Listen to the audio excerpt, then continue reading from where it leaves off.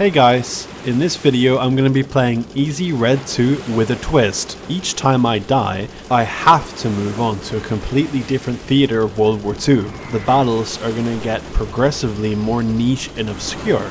I only get one life per map. That's it, no second chances, no respawns. If I die, the screen goes black and I move on to the next battle. And as we progress through these different theaters, I'm also going to give you a little bit of history behind each battle and why it was significant.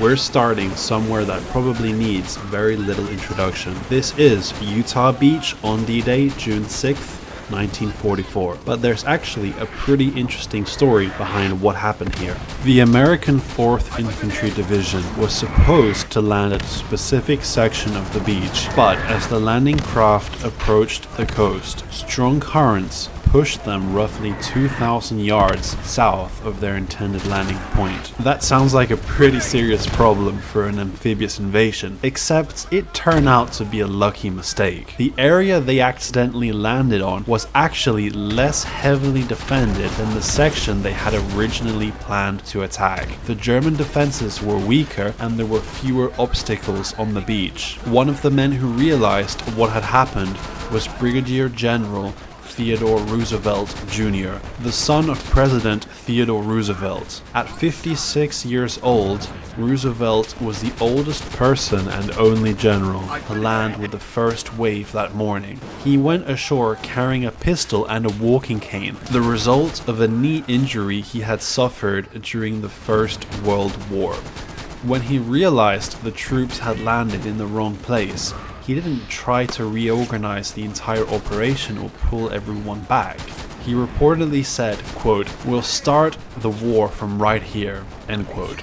Roosevelt then began personally directing the assault, moving around under enemy fire and figuring out where they actually were. The Americans therefore had to improvise almost immediately, and despite all of this, Utah Beach ended up becoming the most successful Allied landings of D-Day, with only 197 killed compared to Omaha Beach's 2,400 killed. Around 23,000 American troops came ashore here. The 4th Infantry Division was able to push several miles inland on the first day.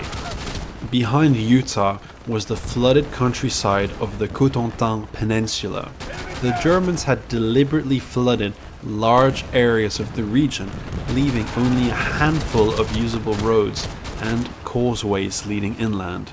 During the night before the invasion, the 82nd and the 101st Airborne Divisions had been dropped behind the German lines. Their job included securing those causeways and preventing German reinforcements from reaching the beach. The airborne landings were incredibly chaotic, so Utah Beach is an interesting way to start this challenge, because despite being one of the most famous battles of the Second World War, it was also a battle where things went wrong almost immediately. The Americans landed in the wrong place, yet despite that they improvised and overcame their obstacles.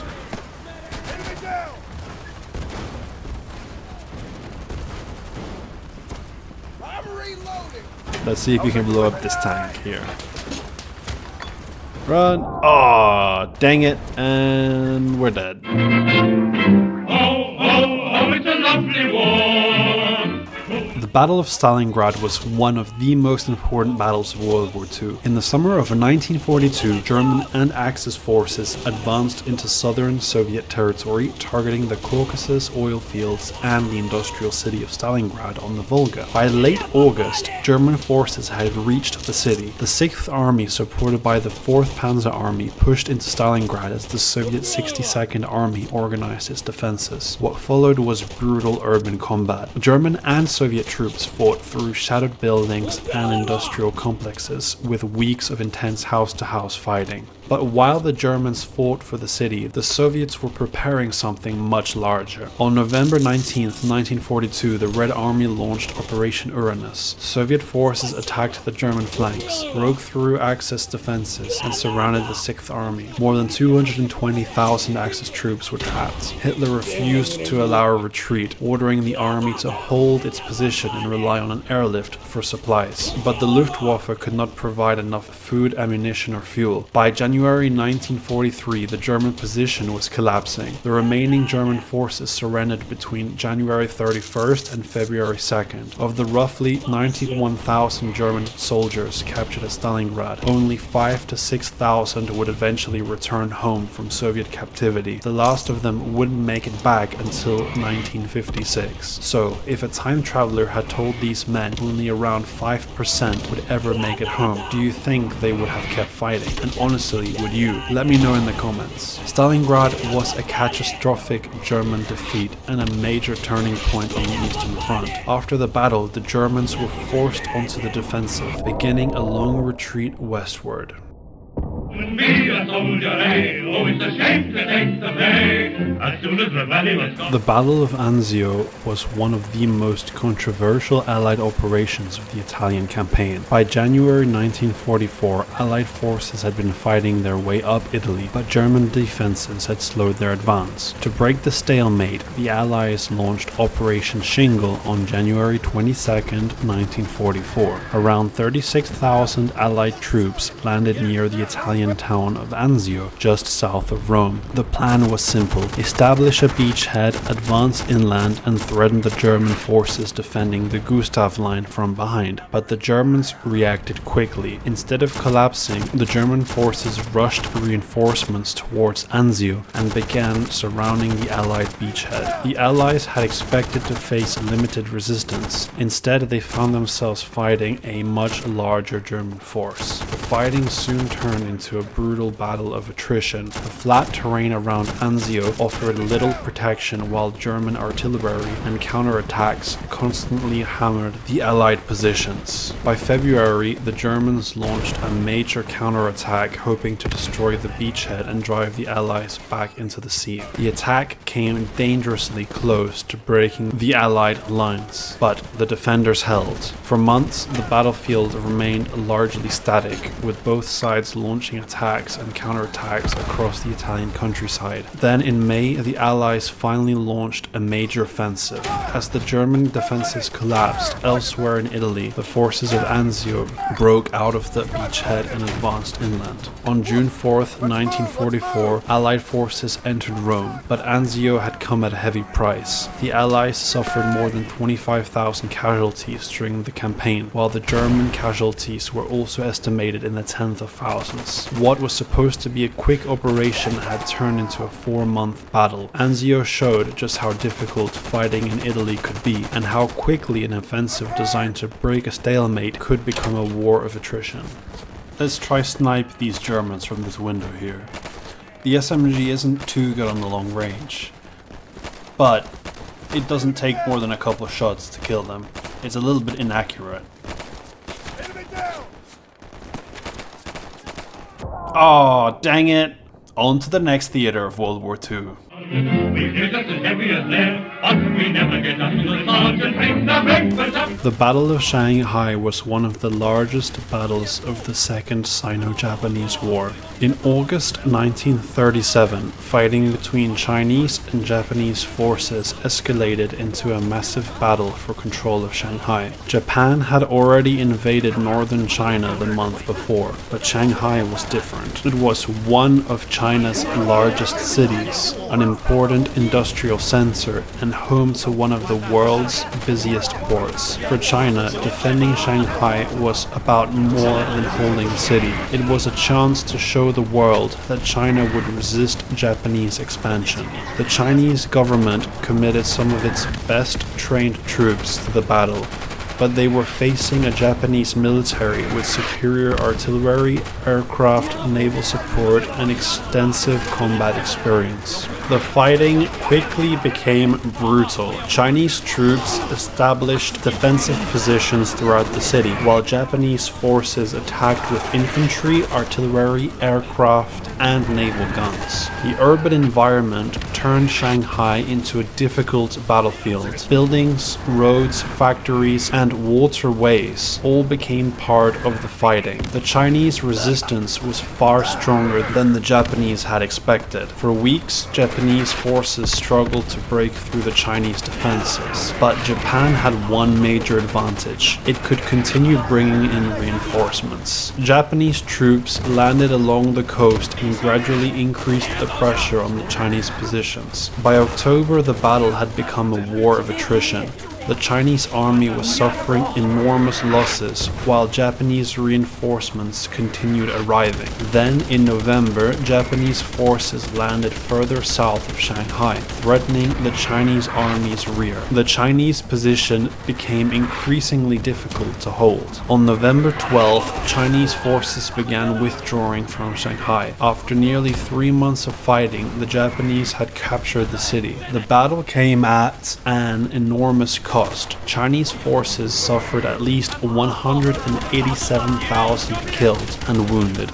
The Japanese also suffered heavily with around 40,000 casualties, including more than 9,000 killed. For the Chinese army, the losses were devastating. Many of the soldiers killed were among China's best trained troops, making Shanghai not just a defeat, but a major blow to China's ability to fight the war. The Chinese army had lost many of its best trained soldiers, and the battle had demonstrated just how difficult Japan's war against China would become. Shanghai was only the beginning. The Japanese advanced, continued inland, and by December their forces had reached China's capital, Nanjing. The Battle of Shanghai had failed to stop the Japanese invasion, but it had turned what Japan expected to be a quick campaign into a much larger and longer war, and China would continue fighting until Japan finally surrendered in 1945.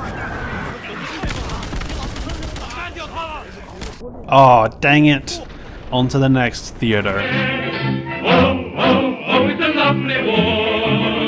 What do we want? The Battle of Makin was one of America's first major assaults in the Central Pacific. In November 1943, the United States launched Operation Galvanag, targeting the Japanese-held Gilbert Islands. One of those targets was Makin Atoll. The Japanese had occupied Makin since 1941, building defensive positions and an airfield on the island. On November 20th, American troops from the 27th Division came ashore. The Japanese defenders were heavily outnumbered, but they were prepared for the attack. American troops landed on 2 beaches, and the fighting quickly became difficult. At one landing site, the shallow water and coral reef prevented some landing craft from reaching the beach, forcing troops to make their way through the water. Once ashore, American infantry advanced through dense vegetation and Japanese defensive positions. The Japanese fought from concealed positions, using machine guns, rifles, and prepared shelters to slow the American advance. At night, they launched counterattacks against the American lines. One of the most intense attacks came during the night of November 22nd, when Japanese troops attempted to break through the American positions, but the defenders held. American tanks, artillery, aircraft, and infantry gradually overwhelmed the Japanese resistance. By November 23rd, the American commander sent a message: Makin taken. The fighting wasn't completely over, but organized Japanese resistance had collapsed. The Americans had won, but they had paid a price. The 27th Infantry Division suffered around 250 casualties, including 58 killed in action, 8 who later died of their wounds, and 185 wounded. Japanese losses were estimated at more than 700 killed. Makin was a relatively small battle compared with later Pacific campaigns, but it was strategically important. The capture of the atoll gave the United States an important base for continuing its advance towards the Marshall Islands, and for the American soldiers who landed here, Makin was an early glimpse of what the Pacific War would demand. Landing on a hostile island was only the beginning. Every yard still had to be fought for. There are so many of them! Eat fuel! Oh my god, he even got a tank! And on to the next place. Oh, it's a lovely war.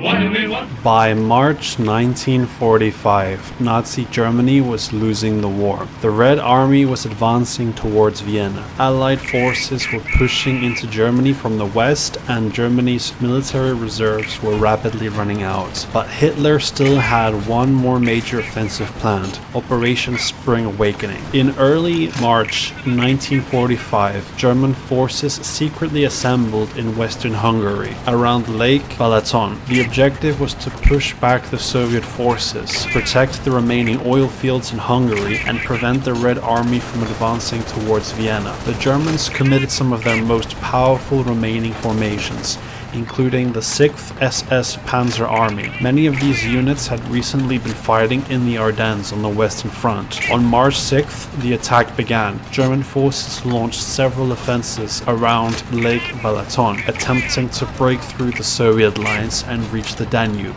At first, the attack made progress, but there was a major problem. The terrain was terrible. Heavy spring mud slowed German tanks and vehicles, while Soviet forces had constructed defenses in depth and quickly brought reinforcements into the threatened areas. The Germans were also running desperately short of fuel and replacement vehicles. Despite these problems, German troops continued attacking. Some units managed to advance several miles, but the main objectives remained out of reach. By March 15th, the offensive had effectively stalled. The Germans had failed to reach the Danube or destroy the Soviet forces they had targeted, and then the situation became even worse. On March 16th, the Red Army launched its own offensive. Now the Germans were forced into the defensive. Soviet forces attacked the exhausted German formations and began pushing them back towards Vienna. The German army had lost thousands of men and large numbers of tanks and armored vehicles. One estimate puts German losses during the offensive at nearly 33,000 men, including more than 8,000 killed or missing. For the Soviets, the losses were also enormous, with tens of thousands killed and many more wounded during the fighting that followed. But the strategic result was clear. Operation Spring Awakening had failed. It was the last major German offensive of the Second World War. Within weeks, the Red Army would continue its advance into Austria. Vienna would fall in April, and by May, Nazi Germany would surrender. Spring Awakening was supposed to reverse Germany's fortunes. Instead, it became one of the final stages of the destruction of the German military. If any of you guys have watched this far in the video, please leave a like and subscribe. It takes me hours upon hours to edit these videos. So please let it be known if you enjoy this sort of content, because I really don't have any idea if anyone is watching this. But anyways, let me know if you want to see more stuff like this, if you enjoy it. And let's see how long we can survive with this onslaught of Soviets. Die! I swear this game just gets ridiculously cinematic sometimes. And we're dead. Well, thank you so much for watching, guys. I hope you enjoyed that video and have a great rest of your day. Bye-bye now.